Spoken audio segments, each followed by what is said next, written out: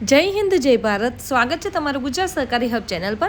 આજે આપણે વાત કરીશું પાસપોર્ટ માટે ખાસ એક ડોક્યુમેન્ટ એનેક્સર જેનું મેરેજ સર્ટિફિકેટના બદલે અહીંયા ઉપયોગ કરવામાં આવે છે। તો કેવી રીતે ફોર્મ અપ્લાય કરવું તેના વિશે આપણે વાત કરીશું।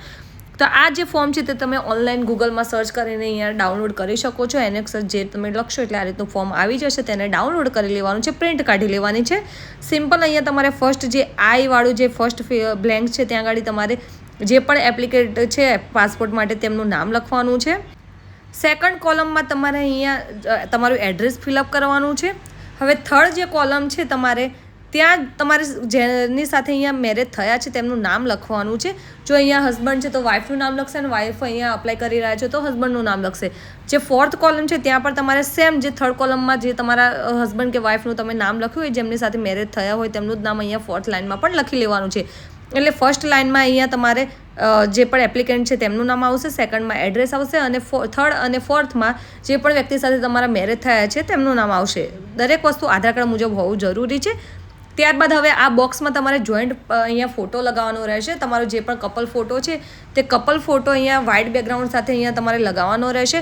કોઈ પણ એડિટ કરેલો ફોટો નહીં ચાલે। ફક્ત ને ફક્ત તમારો જે કપલ ફોટો હોય તે ફોટાને તમારે ઓનલાઈન ગૂગલમાં જઈને બેકગ્રાઉન્ડ ચેન્જ કરી દેવાનું છે, વ્હાઇટ બેકગ્રાઉન્ડ કરી દેવાનું છે અને તેને કોઈ પણ જગ્યાએ કલર પ્રિન્ટિંગમાં તમારે કોપી કઢાવી લેવાની છે અને એ બોક્સમાં તમારે લગાવી દેવાની છે। ત્યારબાદ પ્લેસમાં તમે જે પણ પ્લેસ તમારું લાગુ પડતું હોય તે લખવાનું છે। ડેટ તમારે જે દિવસે જવાનું હોય પાસપોર્ટ ઓફિસે તે અહીંયા ડેટ લખવાની છે। ત્યારબાદ હવે અહીંયા લખેલું છે સિગ્નેચર ઓફ એપ્લિકન્ટ હસબન્ડ, તો અહીંયા જે પણ હસબન્ડ છે તેમનું નામ આવશે, આધાર કાર્ડ નંબર આવશે, વોટર આઈડી નંબર આવશે, પાસપોર્ટ હોય તો તેમનો પાસપોર્ટ નંબર આવશે, નહીં તો ત્યાં ડેશ કરવાનું રહેશે અને તેમને ત્યાં સિગ્નેચર કરવાની રહેશે। ત્યારબાદ સાઈડમાં તમારે જમણી સાઈડ તમે જોઈ શકો છો અહીંયા વાઈફની તમારે ડિટેલ્સ ફિલઅપ કરવાની છે। તો વાઈફનું નામ, Aadhaar card number, voter ID card number અને જો તેમનો પાસપોર્ટ હોય તો પાસપોર્ટ નંબર અને ત્યાં તમારે વાઈફની સિગ્નેચર કરવાની રહેશે।